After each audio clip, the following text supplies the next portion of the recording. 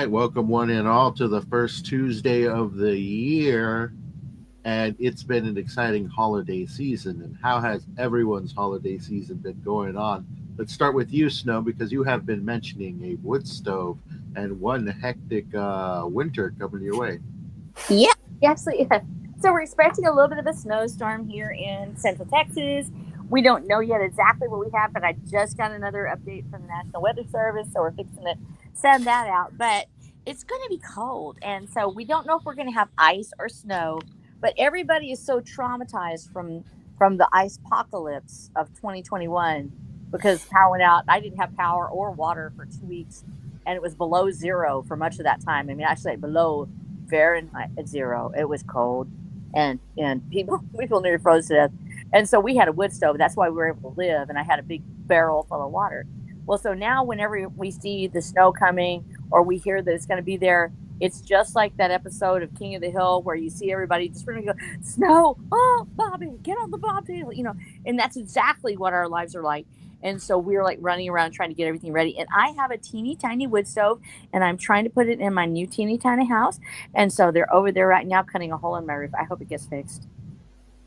Good luck to me. Yay. But anyhow, they're really wonderful. It's my husband and one of his best friends, Ray Marsh, and they're trying to get it all up all at once. So congratulations to us. We'll see if we get it in before the snow comes tomorrow. Oh boy, yeah, that is hectic. That's something we definitely don't have to deal with down here in the desert. But speaking of the cold and snow and the holiday season, the Black Knight, how have you been doing, man? How's the Hello. holiday season treating you?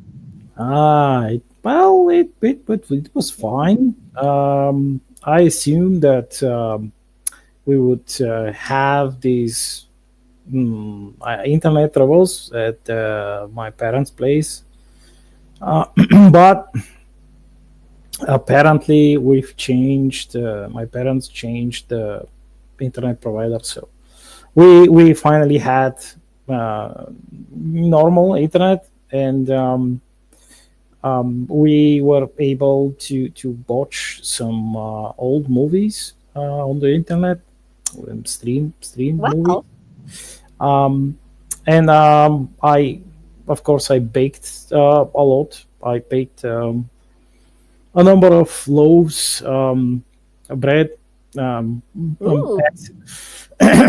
Sadly, I burned one because the oven, it was, every home oven is a bit different, and it has quirks. So um, that's that. And of course, I spent a cozy time with my parents and my brother. Ah, And this time, for a change, I did not go online. I did not um, write uh, anything almost, but a couple of short drafts, and then that was it. Um, I focused on the like the resting part, uh, so to speak. Excellent, excellent. Yeah, I did the same a lot. I rested a ton this holiday season, and I was unfortunately a little under the weather during Christmas. aw. Uh, but it was all right. I was getting over it. But that's been going around a bit for sure around the world. Everyone getting just a tad bit sick. But today Yes. we have a bit of a magical subject to talk about, chosen by you over here, the Black Knight.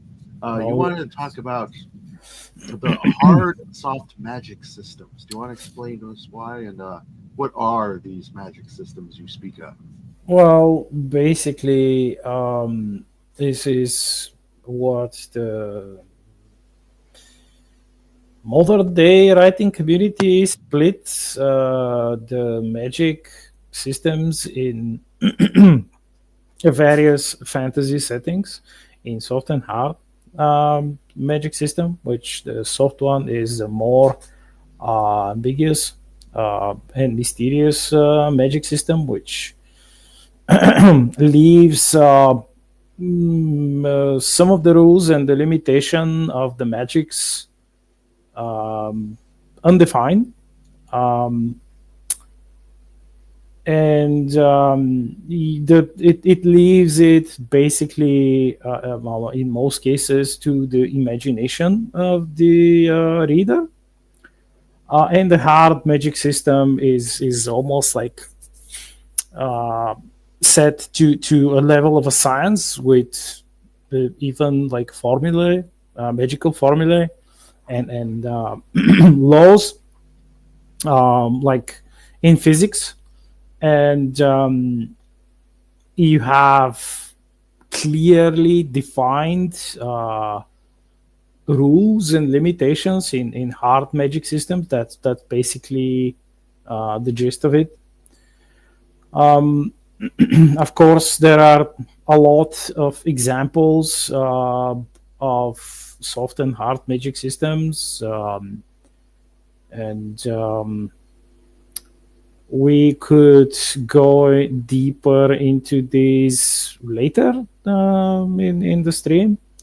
Um, I will say, um, for my part, that I really enjoy having like a mixed system, a mixed magic system, which has some limitations set, which the reader discovers throughout the story or the book series.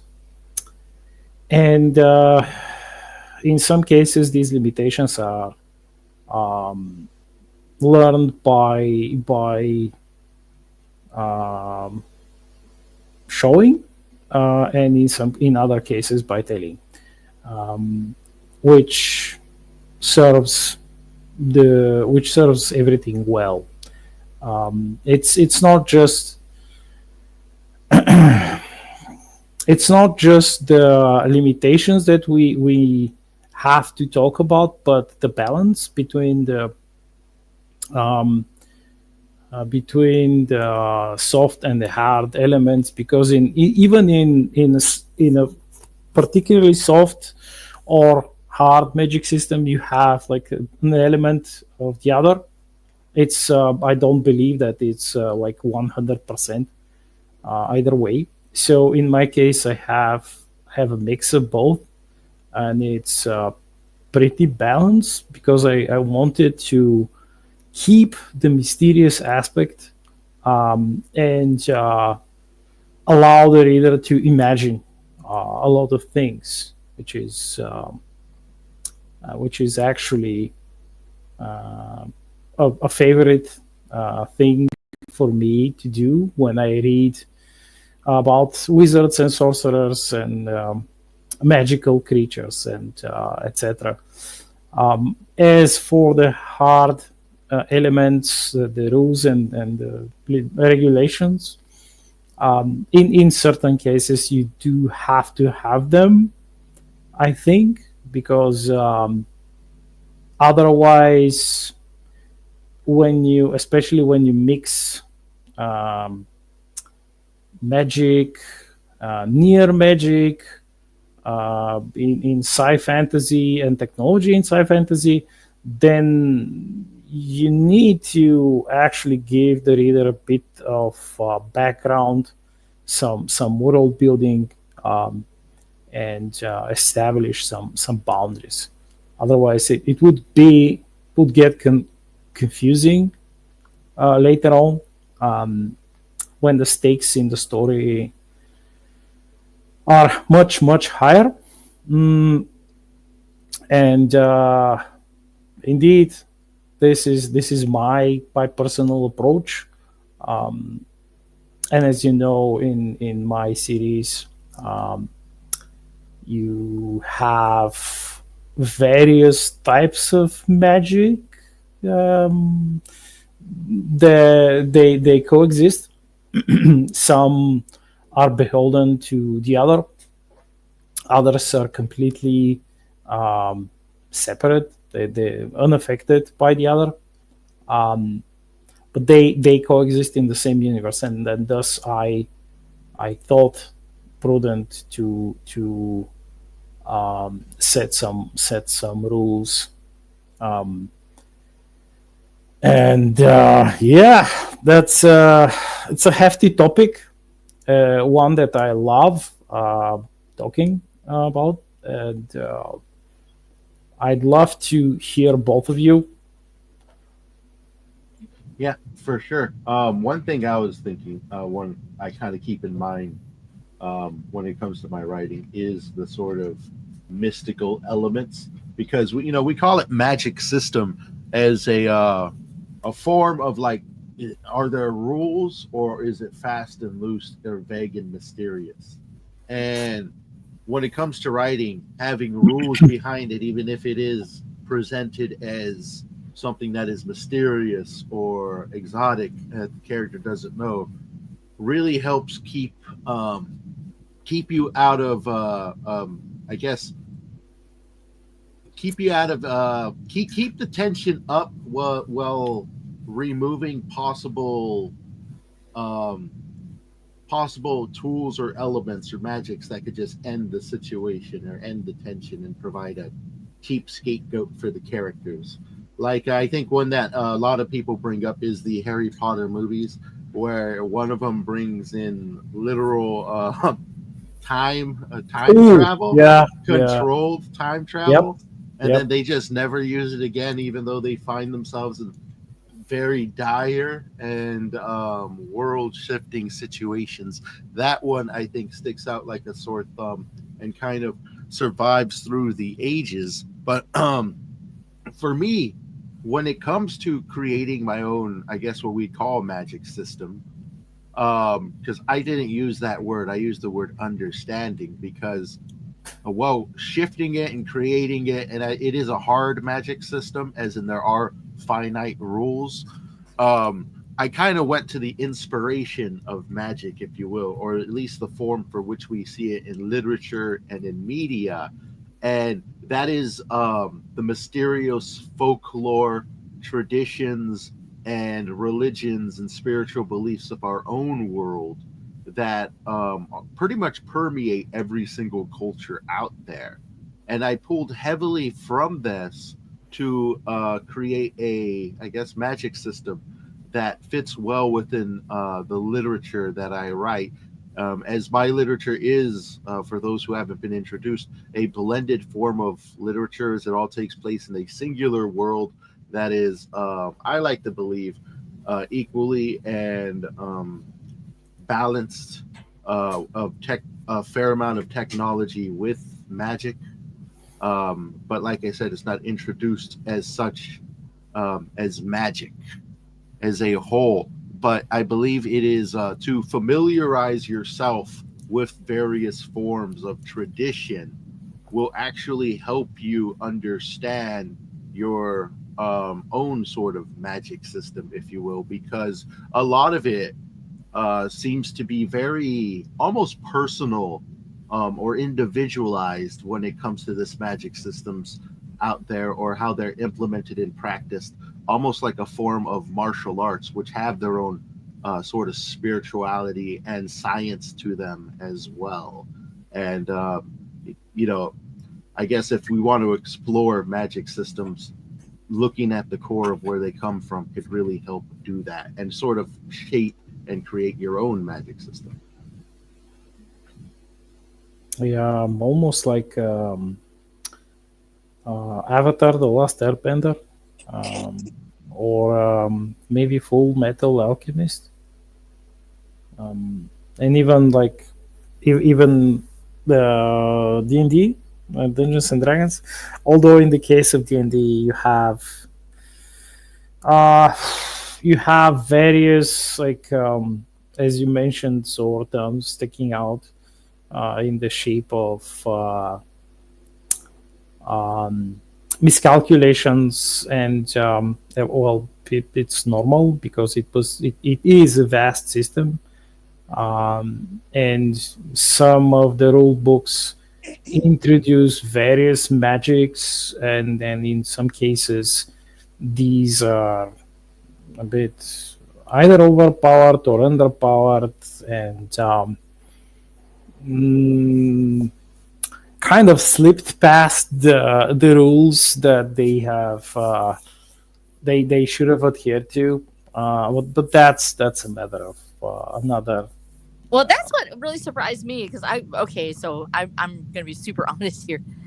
I am not up to speed with the hard science fiction versus soft science fiction versus hard magic versus soft magic.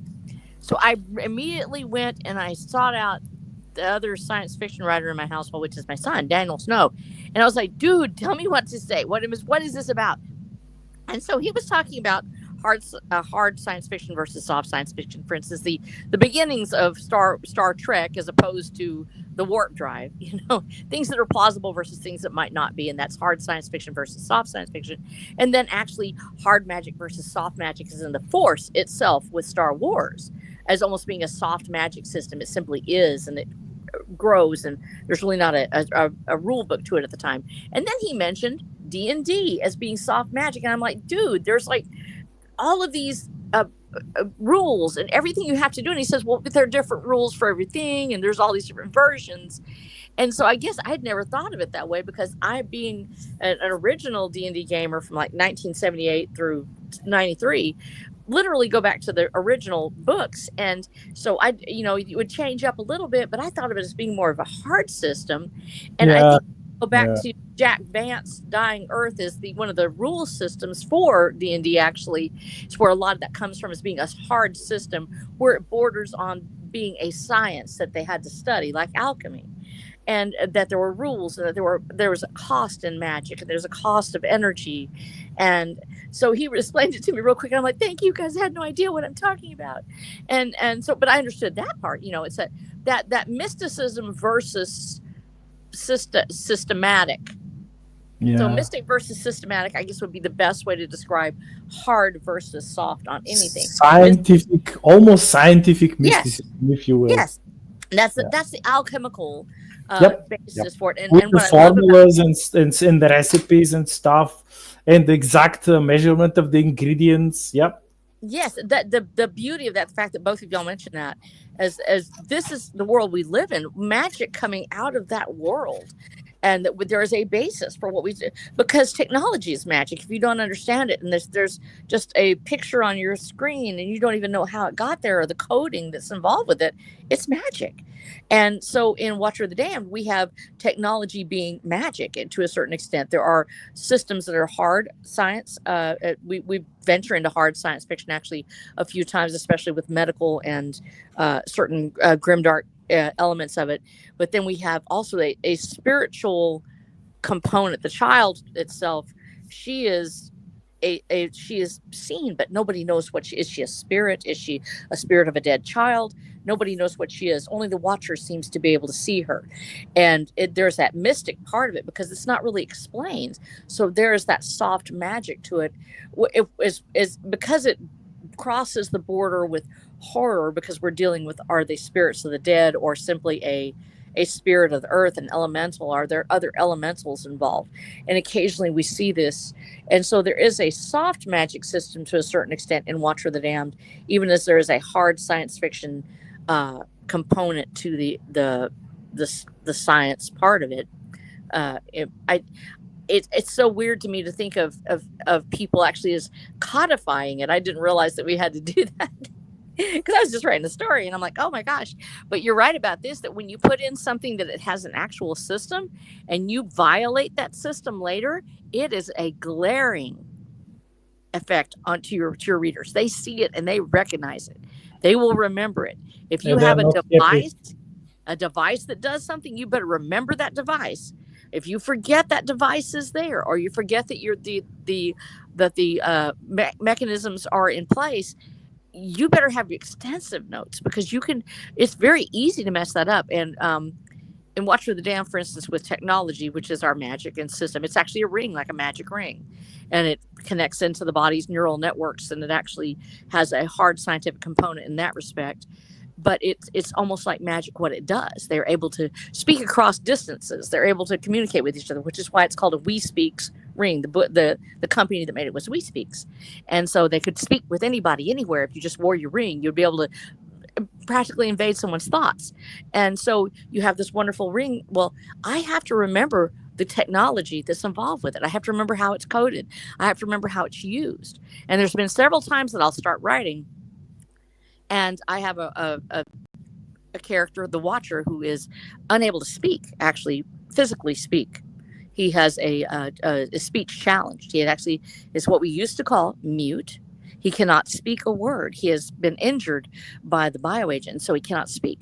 He uses the ring first with just doing messaging, and then he's finally able, through a series of events, to be able to use a ring that has a broadcasting system on it. He's able to speak.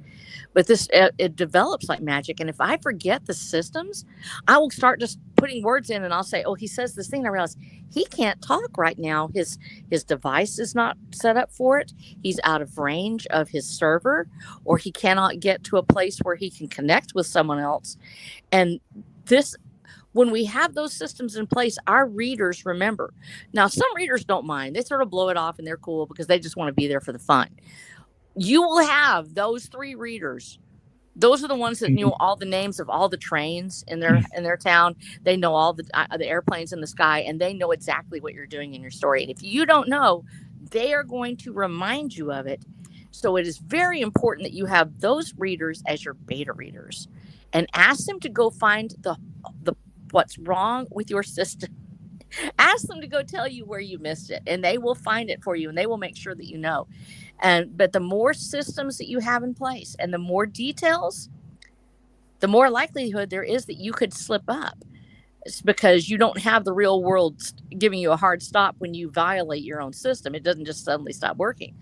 And so that's, to me, that's one of the scariest things about doing the systems, because I have several systems in place for technology and for the spiritual components of why these things are happening. Why is he seeing the child? I actually know the backstory. I know why it's happening.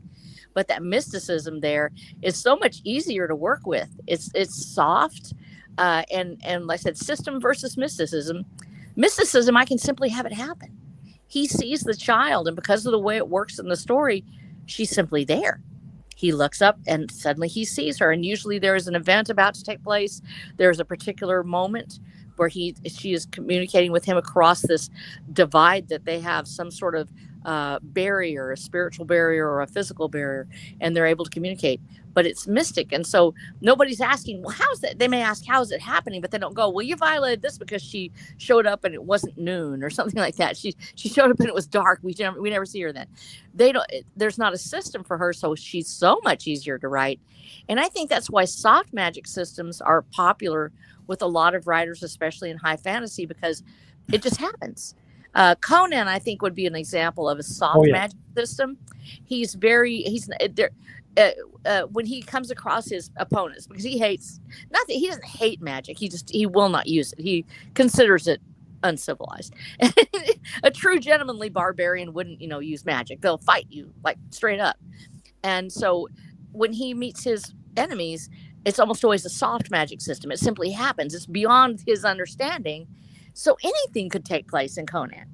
Literally, he could bring a fireball out of the sky or whatever. We're not wondering how it happens. It just happens, and it happens in a big way. And I kind of like that, because there is that. I love magic systems. I'm really torn, because I do love D&D, and I love all the minutia and the, roll for this and add this much, in, and then there's a percentage you're going to die anyway. But I really love the soft magic systems where it's this mystic event, and you look up and suddenly the sky is filled with flames, and you're like, wow, that's great, because the author can do whatever they want when it's soft magic. By the way, we nearly, we could have, depending on the types of classes that you could have picked, we could have engaged in some some of the magic in Star Shatter. Oh yeah. But as far as Conan being a soft magic system universe, I think that probably one of the best things about it is that it's not just it's not just the soft magic thing, but it's also a bit of a Lovecraftian thing. Oh yeah. Yeah, that you have like these ancient gods, these unfathomable spirits and powers, which and monsters, of course, that Conan has to brave and then defeat. And if you try to delve deep and kind of remove the what I love to call the midi-chlorian barrier. If you remove the freaking midi-chlorian barrier, it's like, yeah, that let's say that wizard has the concocted this alchemical potion with dust, mummy dust, and vampire wings and or fangs or like whatnot, and here are the exact measurements, and then he cooked it, boiled it for like let's say the exact number of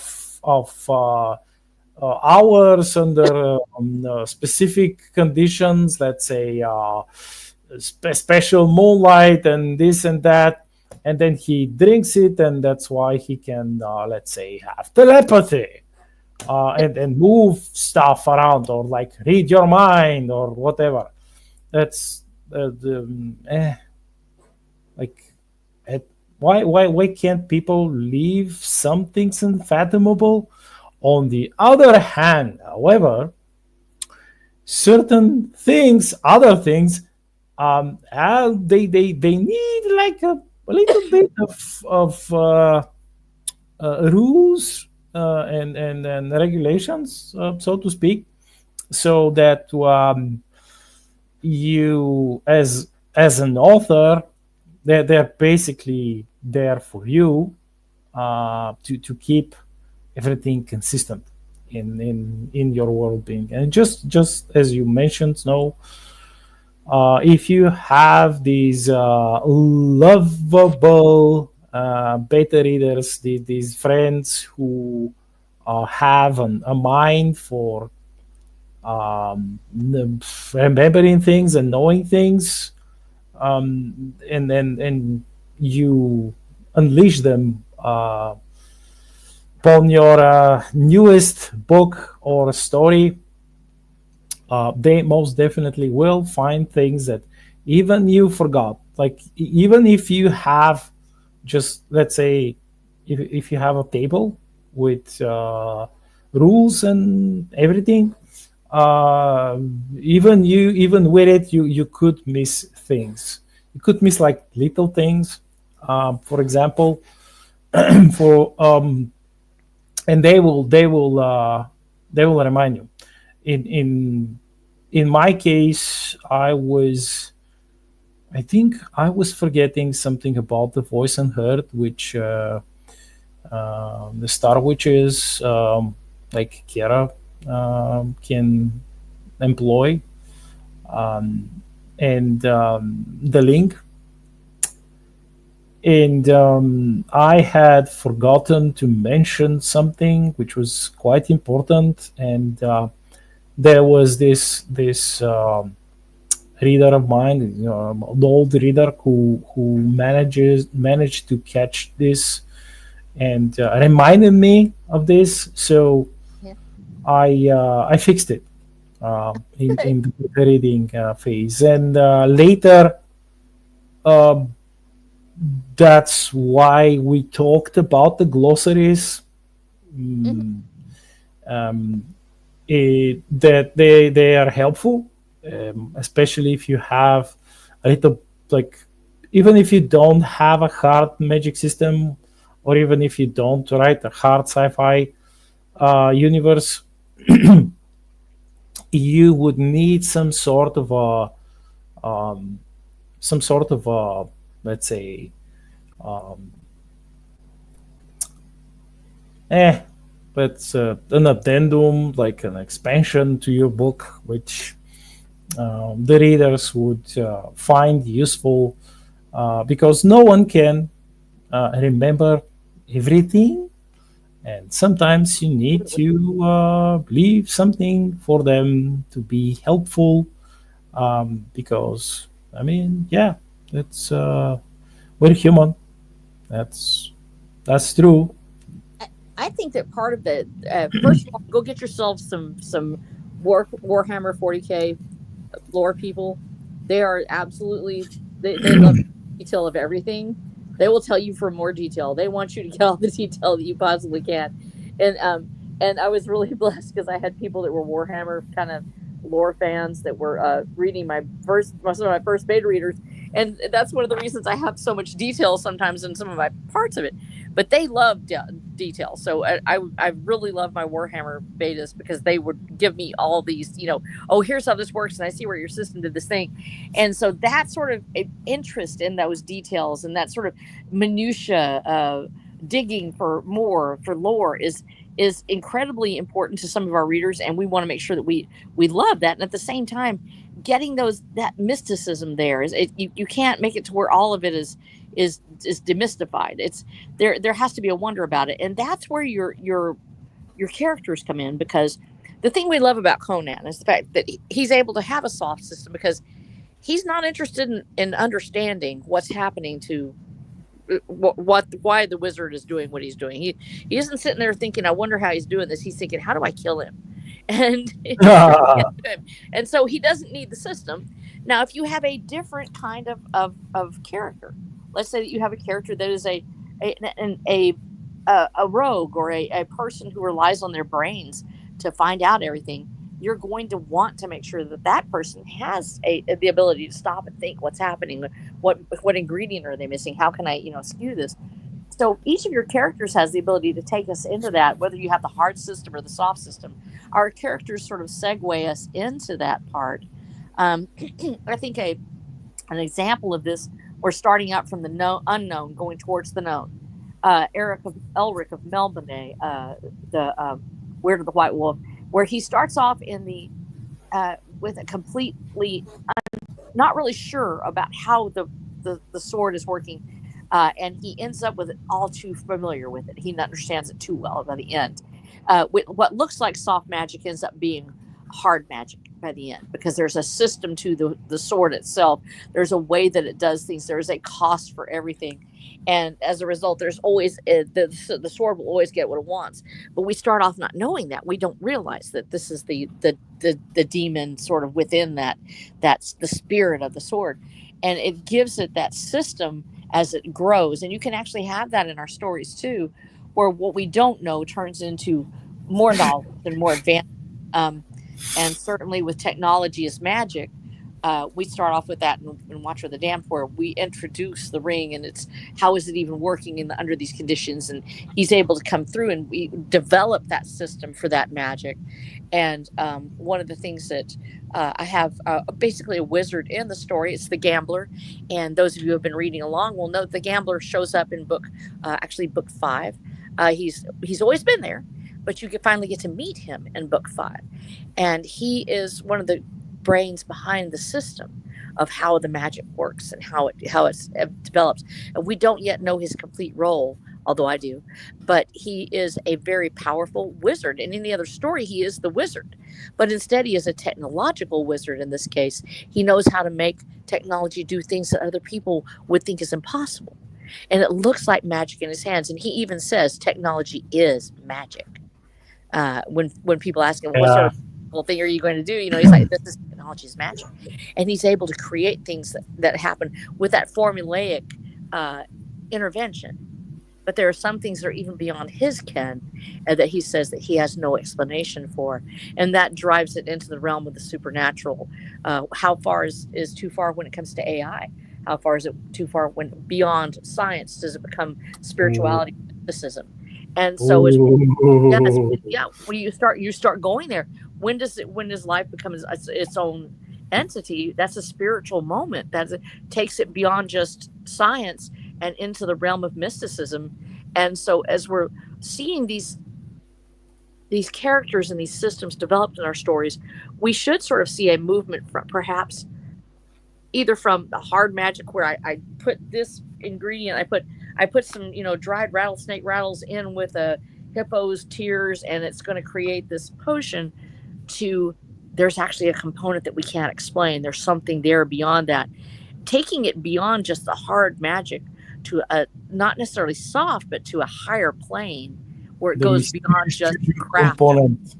to the art, from craft to art. And I think that's in any system, whether you're doing science fiction or you're doing technology, or you're doing, in the case of, like I said, because we border on cyberpunk definitely in Watcher of the Dam, but when you're doing it with magic or cyberpunk or technology or science, there is a moment where science pole vaults into the realm of mysticism. Once you go far enough into science, you say, I don't understand this. I've got everything in front of me and I still don't understand. I don't know why this is working the way it is. It becomes mystic in its quality. And the same thing can happen with your magic or with your technology. There's always that moment where you realize this is far bigger than any of us in our story, and what lies beyond that path. I think that is what captivates the reader. That's the best stuff. Yes, that's when it transforms into not just a system, but into lore. And that's when it takes on a life of its own. And that sort of world can captivate readers far beyond just the details of how does this work. It becomes about, how could I make this work? How could I, as a person, if I was living in that world, what would I be doing? How would I be handling this? And it becomes a part of their journey as readers. And I think that that's one of the most exciting things to see, is when a person, a reader, contacts you and goes, I love the way this is doing this. I would love to be in this world to see what would happen if I was there, even if it's terrifying or grim. There's this element that they want to explore. The spirit of discovery grips the reader in such a way. And I know that, James, it happens with your people a lot, because you have so many different systems in your group. And at Black Knight, for instance, your readers have latched on so much to, because you have a blended genre like I do. It makes it exciting. They don't expect the magic part to come in with this science fiction, and yet it does, as you're out in outer space with bunnies and suddenly there's magic. We have, with James's worlds, there's like this, I'm almost like, I see Tolkien in so much of what James does. And it's just, and that's a compliment, because there's this world that it's this beautiful, artful world. And then inside each world, there's this little bubble of craft. And James, just because I see that in yours, and I'm like, how have your readers actually responded to that? Where you go inside this one little world, and then there's this little bubble of craft and art and magic and myth. How do they do that? Because I love it when I see it. I don't know. I'll be wholly honest. I think I got like one person who reads my stuff, which is Wrangler. He seems to like it, so Wrangler likes it. I have your stuff. I have read your stuff too. I don't get much feedback. That's why, like, in general. Oh, okay, like, that's right. Feedback wise, it's pretty like You must demand feedback. Demand. Command them to. Okay. All right, then. So I don't get much, but in the world building aspect, very much so. Like mine, what I brought up earlier is how I pulled a lot from the world as is, our world. Myth, lore, fiction, religion, spirituality, dark magic, and I tried to blend it in a way that was about, let's say, 50% religion, 30% spirituality, and about 20% sort of the dark magic. And essentially, it is it's hard to explain as a whole, but let's say it's a hard system with a lot of soft elements, because it's heavy. Like I said, it's 50% religion, and the portion of religion very much comes into the practices one does, but at the same time there is such a large mystical element to it, the reasoning behind the practices as a whole. And even if, say, one is practicing or doing a particular ceremony for a particular reason, and they may not get the outcome they want, it often does not dissuade them from their belief. It often does not pull them away, and often, sometimes, it might even reinforce certain aspects of that belief. And I pulled heavily from these areas of life. And in my world, it's broken down into three kingdoms. One of them completely cyberpunk. One of them is the magic world, where magic flows throughout everything, but they don't call it magic. They call it understanding. Everything has an aspect thereof, almost like the force, but the force in itself was inspired by the Holy Spirit, inspired by religious practices and beliefs of our world. So I pull heavily from that as well. And to blend them all and to make it all work without one overpowering the other is where the hard magic system helps a ton, because it's essentially very similar to a technological system where technology has very clear strengths and faults and limitations that can be physically understood. Well, a hard magic system is essentially the exact same thing. Just take away the machine and the mechanisms, but keep the mechanics thereof. You take away the nuts and the bolts, and you replace them with spells and incantations. And when you do alchemy. And basically, like, alchemy is, I think, is we borrow heavily from it in a lot of regards, and there definitely is a lot of systems involving alchemy. But that is how I managed to sort of bridge the two together, is to find and adjust them. So that way the technology has certain strengths, the magic, if you will, has certain strengths, and one doesn't necessarily outdo the other, because these are kingdoms that are close to each other with certain prejudices against one another. But there's a lot to it, and if you really want to talk about balancing your world, you really have to tap into that hard magic system. Yeah. But with that said, a question came up earlier that you replied to in chat, and I'd love to get everyone's opinion on this. What do you think about the Dune combo system of science and magic? I think they. I think in the beginning, while I read it, it made more sense. It was more mystical. But later, they're like in the later books, when certain people become worms. I mean, I think that was a bit too much. Otherwise, I liked the entire Mentat thing, and how they would use spies to enhance their minds, and that they are basically living computers. I even liked the Bene Gesserit, even though they would be considered scum in my universe, and probably not very many aliens, even the evil aliens, would dare to leave them alive if when they have discovered who or what they are. Otherwise, with the background, like with the world building about the AI wars in Dune, it's really vast and engaging background, and everything is designed well, and the thing with the science magic.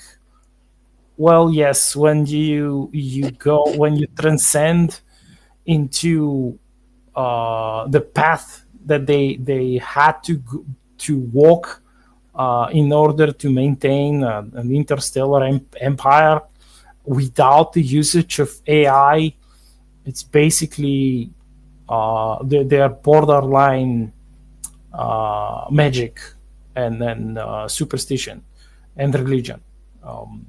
Otherwise, it wouldn't have worked. And there is logic to it in that universe, just like there is logic in Star Shutter for the link and the voice and heart and everything else, especially some of the olden science in, well, it's a bit like you mentioned. It's like one of the forces is a mixture of science and religion, and ancient technology left from someone or something which may or may not have been from this universe, and no one can actually explain how it works, but it freaking works. And yeah, that's pretty much it. Just plain fun, like Wrangler said.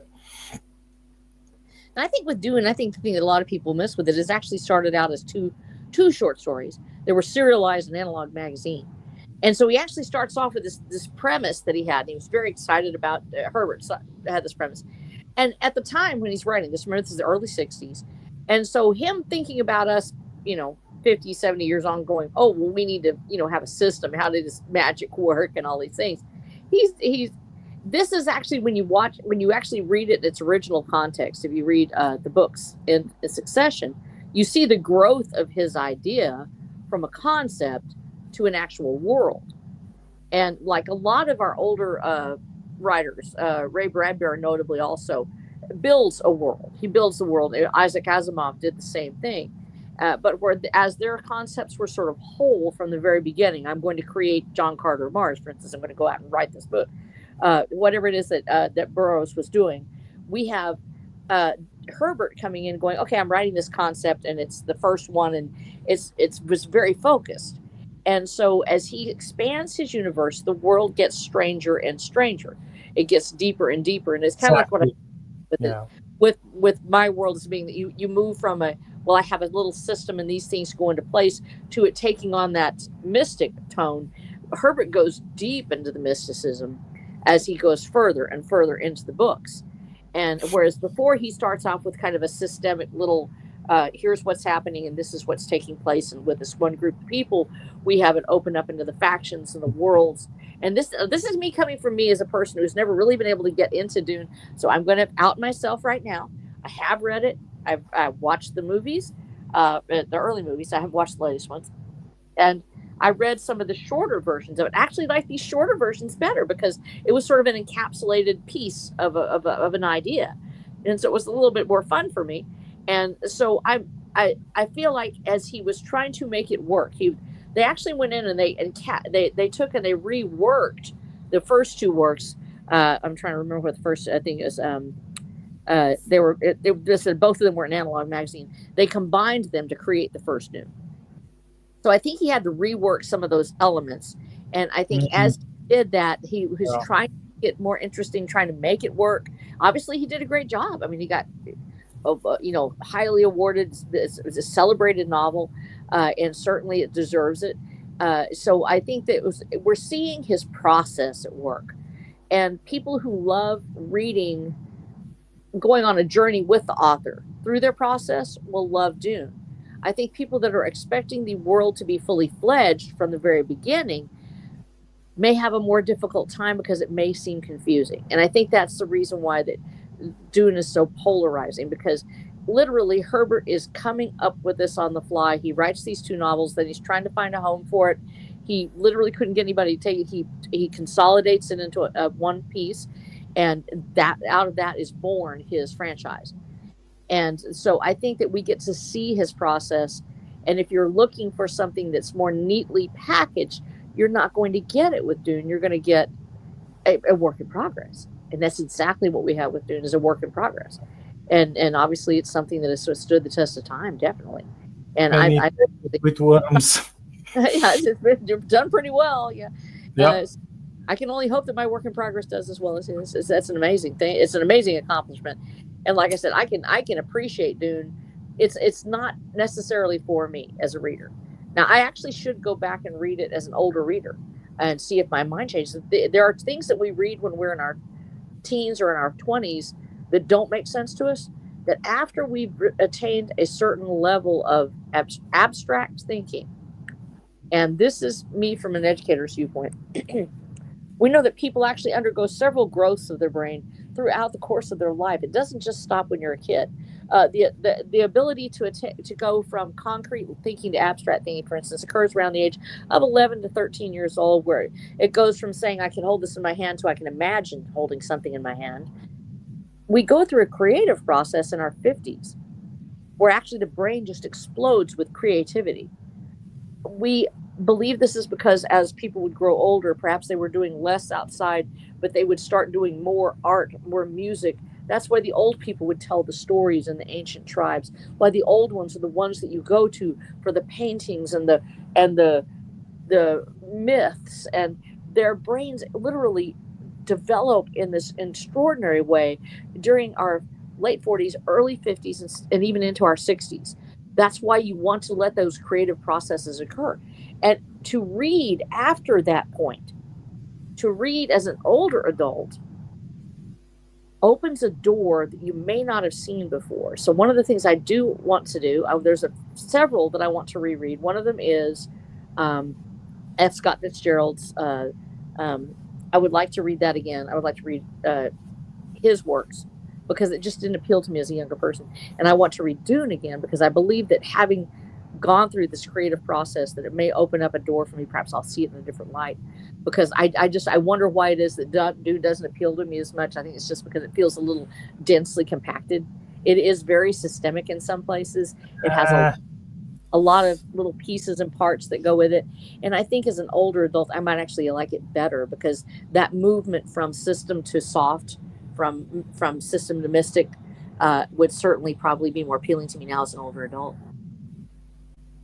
Yeah, we'll see. We'll see. I certainly don't want to read it again. I mean, I've read the books a number of times, and even now I struggle to remember certain things because they weren't like I didn't like them that much. Um, I mean I do like me some intrigue, some political intrigue, but as someone who enjoyed, in quotation marks, enjoyed the comrades in doing like intriguing stuff and then ruining ruining our country. It's like, why? I mean, I know I don't find it to like too appealing. So that kind of like kills a bit of the otherwise quite interesting world building and story for me. So yeah, that's of course that's a personal preference, just like almost everything. And what's your take on it, James? You've never said whether you're a Dune fan. I love the space opera vibe of Dune. I have always enjoyed the whole great houses battling each other. Overall, I have only read the first Dune book, and when it comes to cinema, I've watched the latest iteration of Dune. I watched the first movie of that, and I watched the mini series made by Sci-Fi Channel. Oh, yeah. Yeah. I'm told is actually quite accurate to the story, which it kind of is. Good things about that part, actually, from people that people who love Dune appear to like the miniseries pretty well, and it might be pro It's like for it. 15 hours have, long. So if you you have want to more watch of that, the worms. Yeah, because you have more of the worm lore in the miniseries. Yep, you're yeah. correct. One thing though that has been brought up in my circles regarding Dune that has not been mentioned, at least I don't think it is. We talked about how you shouldn't, the good thing about having a hard magic system is it can negate particular devices or mechanisms that can get your character out of a situation or that can drastically alter a situation. They actually have one that's pretty hardcore in Dune, and it's one thing that when I was kind of going through Dune, I kind of ran into a bit is military wise. I think that's maybe where it lacks.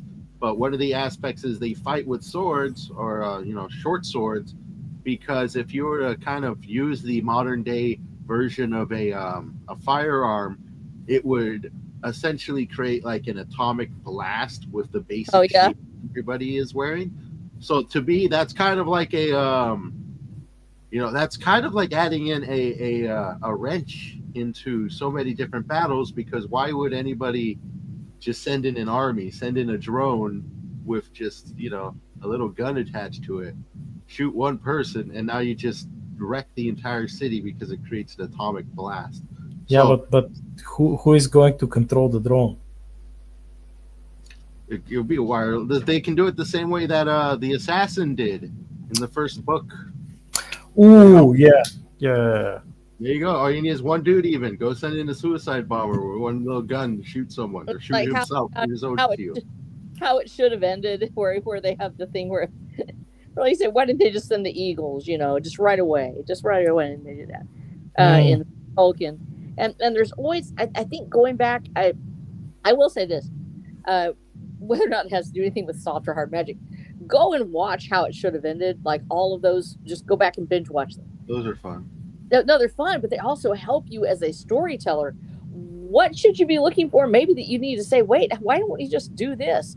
Have your characters ask the question, why aren't we doing this thing if this is working? And if you don't want that, if it's really because you've got plot armor, and then you need to explain why they're not going to do this thing. Oh, it's because that would destroy the world and we're too loving to do that, or something. You have to have. Yeah.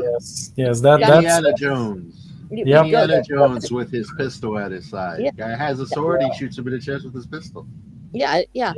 Well, the Indy coming in and just shooting people. It was actually a great moment because we want people to know that that's who our character is. Well, then they're going to do this thing. But if they have a moral code, that actually was one of the reasons that was used so often with a lot of writing, especially in the early 19th century, where the cowboy would never shoot a lady, never do all these things that are so terrible because he didn't want to violate his own code of ethics. A code of ethics is a great plot armor. It'll help you not. It's excellent. Yeah. You can. Of course he could blow up the place, but he doesn't want to because he is a kind soul, and he doesn't want to be evil, or whatever the case may be. It certainly is something that can help you when you're in that place where you have the system and you realize, oh my gosh, I just forgot. I had this thing. Well, explain, really, I never did this because my mom suffered at the hands of some dude, and I just don't do those things. I think that it helps to have that available. It's a thing that I used. I planned. I planned on using it from like the second book onwards. I just planned it, and it's exactly. It's like well, they have ray guns. They have the fucking rail guns. It's like they have the lasers, and they're going on an adventure, which is on a very like low tech planet, like a medieval, medieval level technology, and but they have this code of ethics. It's like, what happens when you shoot a medieval knight with a fucking railgun? What happens? Well, you kill the knight, but this is a gun which is designed to shoot enemies who possess like a similar level of technology. They have insane armor. They have shielding technology and stuff. but what happens when you shoot the knight? Well, you kill the knight, and what happens to the railgun round? Mm. Or if you're shooting a laser, well, Well, that's like Star Blazers, otherwise known as the Battleship Yamato. You have this giant, the wave motion gun, and actually, they kind of oh sort yeah, of you can destroy a planet. Why don't you just go and destroy a Death Star? Just well, you got to find him. That's the point. You got to find him. You have to get to them. Are you really there? And they also have a secondary thing. They have to try to go save Earth. They don't have time to go find the enemy and destroy him. They have to go save Earth, and there's a time limit there. Real world constraints can help you get through these things. Otherwise, it's just, why don't we just nuke the Earth right now? We'll get rid of everything. Well, somebody doesn't think it's a good idea.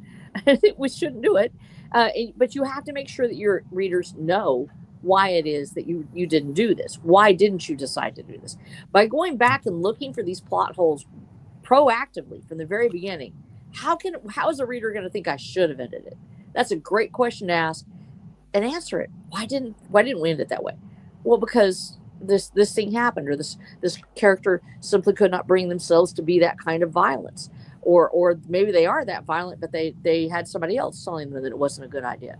So we want to make sure that we address those things, because when you're dealing with systems of magic or systems of technology, whether it's soft or it's hard, the more system you have, the more plot holes you're going to have about why doesn't it happen. But even with soft magic, somebody's going to ask that question. Well, if you have the wizard, they just show up and blow up everything and then they leave. Why didn't one show up then? Why do they only show up at certain times? You still have to answer those questions. And I think that the more we look for other people's plot holes, the more that we go back and laugh at, oh, so-and-so did this way. I think taking advantage of other people's creativity on how it should have ended actually is a great way to avoid having that same problem happen with our own stories. yeah, and lately I've when we talked about D&D, lately I found series. I think they're made by a group of avid D&D players, but the animation is cute. It's basically about neutral good barbarian who is this like giant muscular guy, but he's also knowledgeable of monsters and stuff, and he sometimes he has like he opens a book and he puts on these tiny spectacles and he reads from the book. He's like, this monster, this magic, and but you can see that they did explore the limitations and the like the differences between the soft and hard magic systems, because he takes full, like, when he faces different monsters, he takes full use of every limitation and even the mysterious parts. Let's say there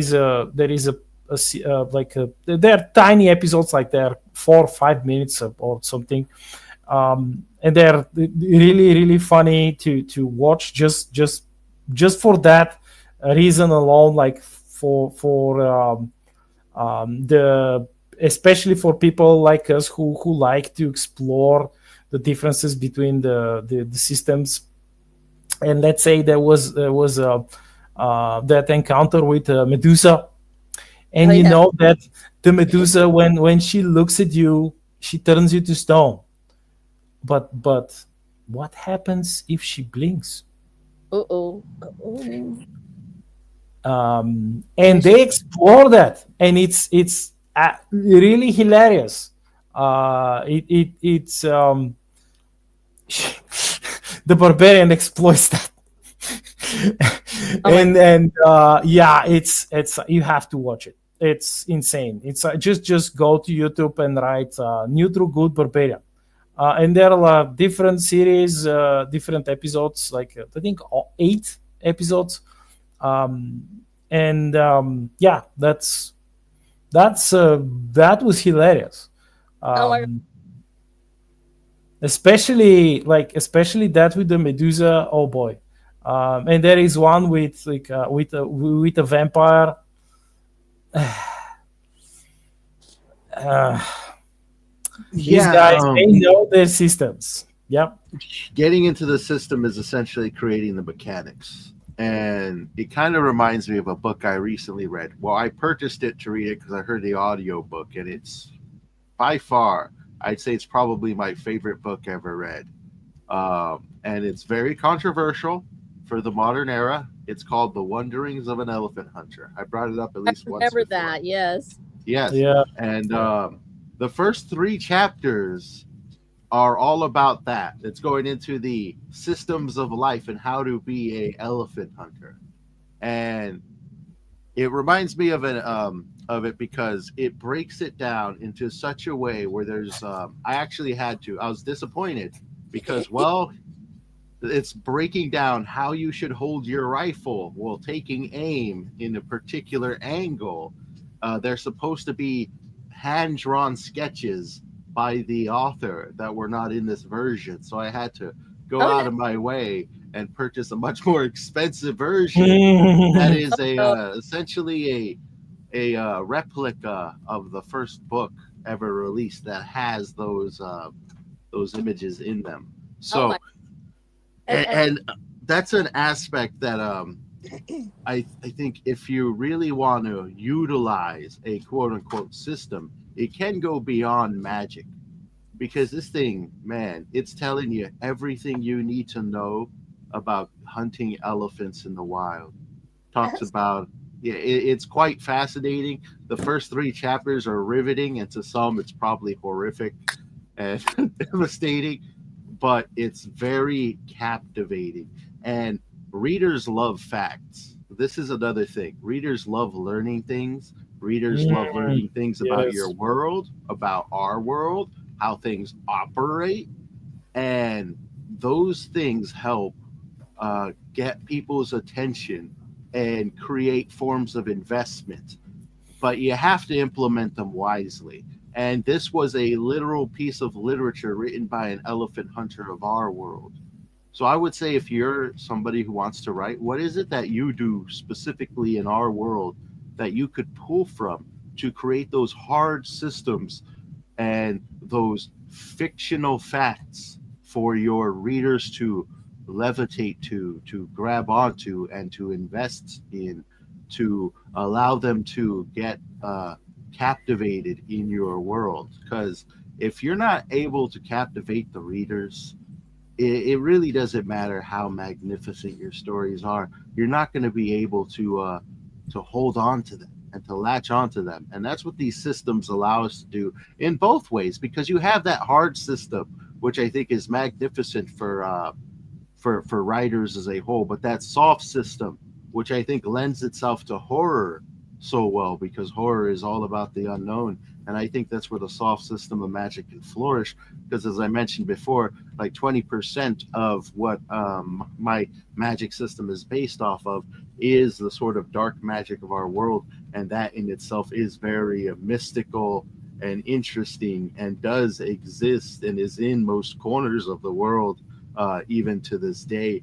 And for horror stories, I believe those sorts of actual folklore and fictional magic systems can truly flourish. now that's yeah, that's fascinating to me. I had never really thought about the fact that with horror we're dealing with a soft magic system. We don't understand. We don't know why it's happening.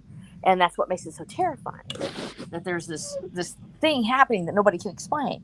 But as you Fear go, of the unknown. yes, but when you take horror and you make it systemic, when it moves from the unknown to the known, that becomes a thriller. It becomes we are discovering the clues that lead us to a mystery, and solving the mystery makes it into a thriller. So going from soft magic to hard magic is basically, or soft magic to hard facts is the formula for a thriller or a detective story. And when you're dealing with soft magic, in a terror setting, then it's even more horrifying as it becomes more unknown. That one fact may not unravel that thing, and that enchantment that we talk about with horror as a soft magic system. Horror becomes not maybe enchanting is the right word. It's spellbinding, mesmerizing. The pulling in of the reader to this world where they can't escape. They really can't seem to get out. They have to find their way out by reading the rest of the book. They have to find the door out of this world by finishing your story. And so that soft magic leads them through it because there's no answer here. There's no doorway without the author giving it to you. Whereas with a system, for instance, let's look at Agatha Christie. She starts off and actually as horror at some level sometimes. She actually starts off, there's a dead body somewhere. There's a thing that's happened. But it becomes systemic. Now we're going to work our way through X, Y, and Z. The reader takes on agency. They solve the mystery with the detective. They actually go through and they look at all the clues and they'll go back and read it again to try to find the clues for this thing that happened. They become enchanted or mesmerized by their own abilities to find the way out themselves. And so for each reader, there is a level of love that is devoted to a particular system. And this is part of the author's journey. We are not going to be able to enchant or mesmerize everyone, but we will enchant or mesmerize those people who are looking for that journey through the soft fields of magic, the mystic wonders that only God seems to know why it's happening, or through the using of their own minds to find the trail through this wilderness that the author has created.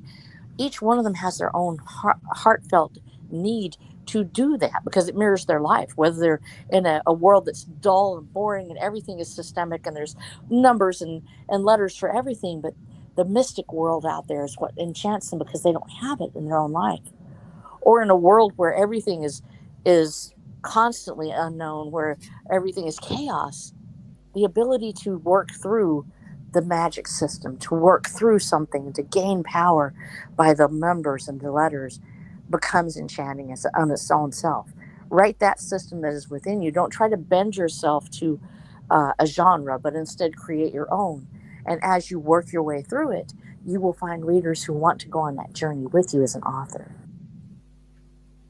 Yes, that's pretty much what I think we are doing. All of us, probably, even some of those who are listening to us ramble. That Are you saying I'm saying? No, I would never. Yeah, but Time.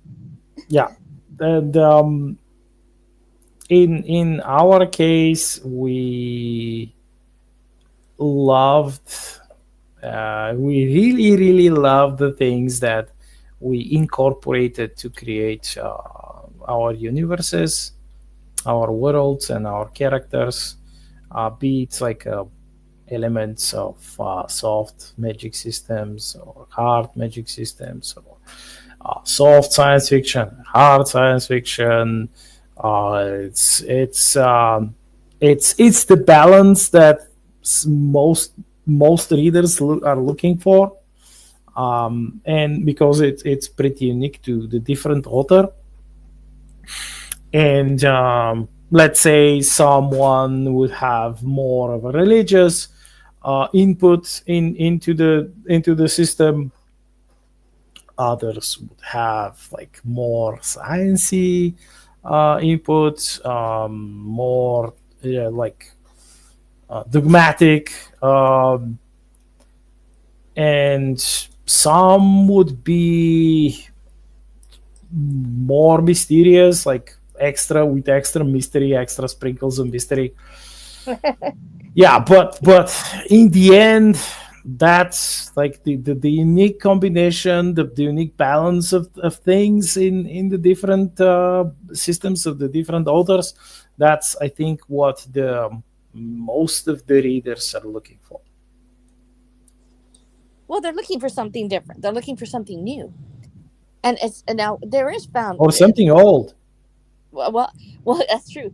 That they're looking for a different way to look at it. Let's put it that way. We read the things we love over and over again because we know exactly where to go to find. Like I said, with Edgar Rice Burroughs, John Carter of Mars, that's the apex to me of a space of the sort of isekai, the beginning of that, where he finds himself in the new world and suddenly he has to reshape himself. We know where to go to find what we love. We can go right back to it. When we pick up a new author, we're looking for something different. We're looking for something. What does this person have to offer? What have they got? You don't have to force yourself to be new. We can find comfort in finding pulp authors that we know that we're going to get a little bit of a different take on an old favorite. You know, the hard-boiled private detective. No matter which story you read, there's different ways of looking at him. There's different ways of seeing him, but each one harkens back to an archetype. And so those stories certainly have their place. But when you're crafting or blending these genres, when you're creating these new worlds, readers are reading your book because they want something different than what they've read before. They would go right back to the authors they've already read, the things they've loved. So it's okay for you to be different. It's okay for you to have something unique that has not been done. But if you try to force that, if you try to go into a story literally, I'm only trying to find what's never been done before. We see so much of that now. We see so much of trying too hard to be different, to be unique, where it's just for the sake of different, just for the sake of being expectations. Yeah, and I think that it's just allowing yourself to be yourself, the story that you've told that's inside you. Let it live exactly as it is, and hone it, craft it, practice what you're doing. But certainly let it be what it is. I think I was having this conversation with Nick Piccone the other day. He was doing an interview with me. We were talking about genres. We become married to genres, even as we become married to hard and soft systems of magic, system versus mysticism.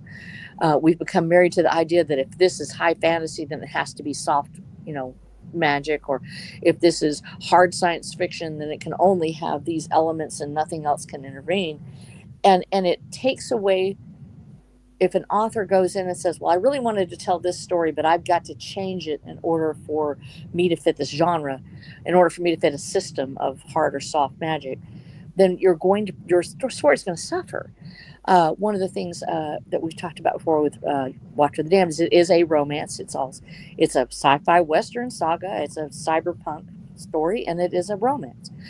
But when I had my consultant look at it, because she was formatting the book for me because I have all the illustrations, and she said she's actually a romance writer. And Melanie said, this would never pass as a romance. I said, why is that? Because it doesn't follow the formula. It was specific for romance writers. It has to have a happily ever after ending. It has to follow certain paths. It can't get too far out in the weeds with the actual action and adventure and shooting and everything else. And there are some great romances out there that actually follow the formula, that do have action and adventure, but they're still formulaic. They have to follow that pattern. And if you can't even turn it into certain publishers because it's not considered a romance. And so I would have lost if I had tried to tie Watcher the Damned neatly into a bow to make it where it would fit the genre so a publisher would want it. It's important for us to realize that soft systems of magic or hard systems of magic, all of these things are wonderful tools to help us describe what we're doing and to help us to create a better story. But we can't let it become the end all and be all of what we're doing as authors. I think that if we get too wrapped around the axle with that, we can break our story. And I don't want to do that. We want to be careful with what we're doing, and we want to be mindful of it to make it work. But we definitely don't want it to get to a point where it feels like reading a shopping list, especially, which does happen with some magic stories. And this is not me being mean. I love all of you, and this has nothing to do with any of you that I've ever read. So nobody's on this list. But there are magic stories that I have read in my past from authors that are long dead that are very much, they're so dry when they get to the magic part. It is like reading a shopping list. It's literally like waiting for the dice to be rolled. And I think that we've successfully, especially you guys that have been on my list to read, and I've still got a couple more I've got to finish this week.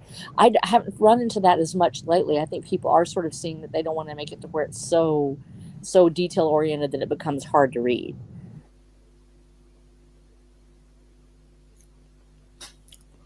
Yeah, I definitely ran into that. At least the dry writing recently with a long dead author. I Oh, forgot no. his name, but I was reading the King in Yellow stories. I read the first three. They're very, very, very dry. Yeah, I think that may have been sort of an affectation. Was that the 1950s?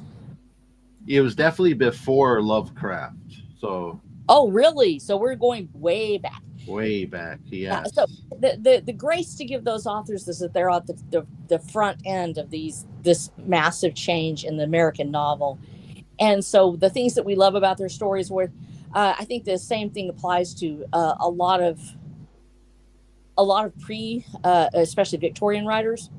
It can be hard to work our way through it because language and the detail oriented writing, which was considered to be evidently was de rigueur in a lot of stories, it was certainly a fad, I think, in the Victorian times, makes it hard to read. It's almost like you almost want to get a part where you would feed it into something that would give it back to you, just the details of what the story actually is, so you can sort of get through it. But that's sad that it felt so hard to get through it. But I've seen that with several others, and I think that was a warning to me, is I didn't want to get so wrapped around the axle with details that I forget that I'm actually writing a story. Yeah, I had this like thing where I read one of the older science fiction authors, which later became a bit of a favorite of mine, because he, just like you mentioned, he kind of was at the forefront of certain things, like cybernetics, even though you can't quite say that he was writing cyberpunk. There were certain elements of cyberpunk in his work, and although it's quite fascinating, some of the aspects are a bit dry. I can't lie about it. But yeah, it's a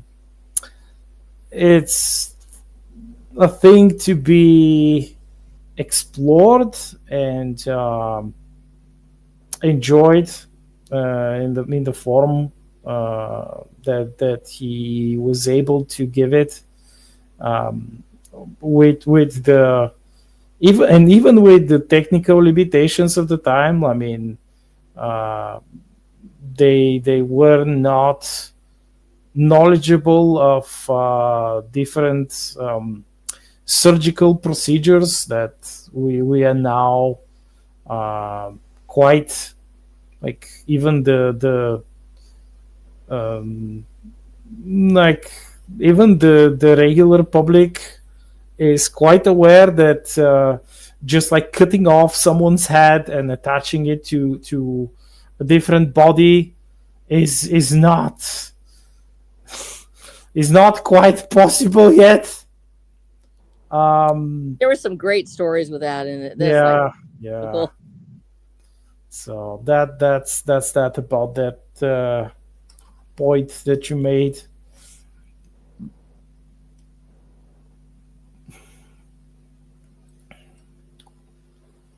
Definitely. And with that said, as we're closing in, we got 6 minutes left of our stream, which once again flew by. Why don't we go ahead and tell people where you can find you and give your final thoughts? Let's start off with you, Snow. Well, you can find me at watchofthedam.com, where I have all my books, my linking to them on Amazon. And we also have my mini podcast, my little mini series that I did for the first quarter of my book, Watcher the Damn Transmutation Texas. You can also find me on flow.page/rhsnow. And all of my socials are there, including my YouTube channel and my Substack, and of course my X account, where I go there and say howdy to a lot of people. And of course, and all my peeps out there, I love you. All my chat peeps, I love you so much. You're awesome.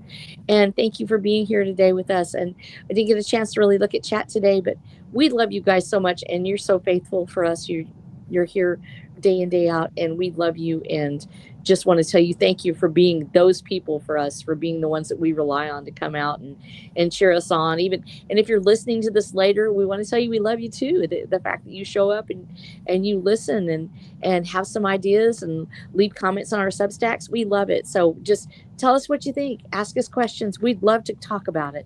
And certainly I know that Black Knight and James are always full of wonderful ideas. If you put something in front of them, they are going to say something about it on the show. So send in your thoughts, and we will certainly look at them and answer them for you. If it's not something naughty, like if something cool, we can do it. Yeah. Definitely. We do love our questions. Black Knight, your final thoughts, and where can people find you? Well, you can find my all of my Star Shattered series books on Amazon, including my 2 anthologies. The newest one being the Blood of Tyrants, and the first one is a Mandate of Sword and Dragon, plus my 2 short Conan-esque novellas about Velin, also set in the Star Shattered universe, and my brand new fantasy book, Lord of Bones. And of course, you can read my serialized short stories and my amateurish haiku and poetry on my Substack, the Black Knight. Look for the Black Knight. As for final thoughts, I think that even though we have clear understanding of the strengths and weaknesses of the 2 systems, it's always good to make it your own, or at least balance it the way you want it to work. Trust me, your readers will find you. True. Yes. Fingers crossed, anyways. As we head out, I actually picked up the book, and I want to read a quick passage from it. Yes. The book is The Wanderings of an Elephant Hunter, which I will use as a good idea, or a good example of a base system in general. Particularly because for me, I am prepping to write a Monster Hunter story. So this one's definitely going to pull from that a lot. So excellent. Now the character lips won't move, as I'll be putting all my attention towards the literature. And here's a fun fact for you. The reason why these lips move so perfectly is they're actually they're set to a button, and I'm in sync pressing them as I talk. Are you really? That's how I Yeah. was wondering. Really? Yes. It's amazing. I thought it was automatic. It is automatic, but if you were to start speaking when it's automatic, the mouth would just open and stay open like this as I speak, and then close when I don't. So but I could set it to just push to talk, and I just hit the push to talk button, and it switches between the 2 for me. That is so Like that. adorable. Yeah, Oh, all to keep the show going. Oh, All right, let me read this passage from Wanderings of an Elephant Hunter. Viewer discretion is advised. Ooh. All right. If your bullet has gone too far back and got into the stomach, you may be in for a lively time, as nothing seems to anger an elephant more than a shot so placed. If he comes for you, meaning business, no instruction would help you, simply because you wouldn't have time to think of them.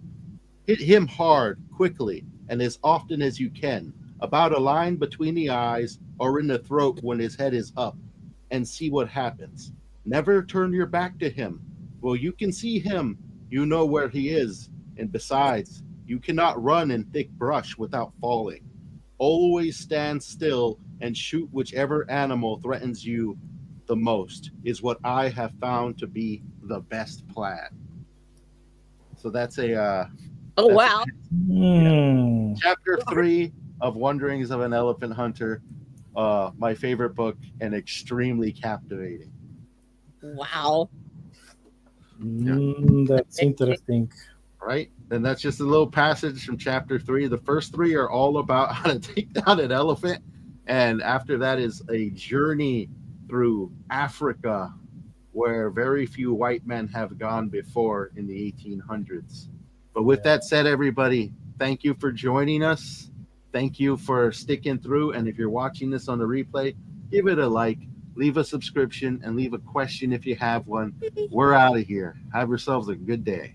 Bye now. Bye-bye. Right. Arrivederci. No.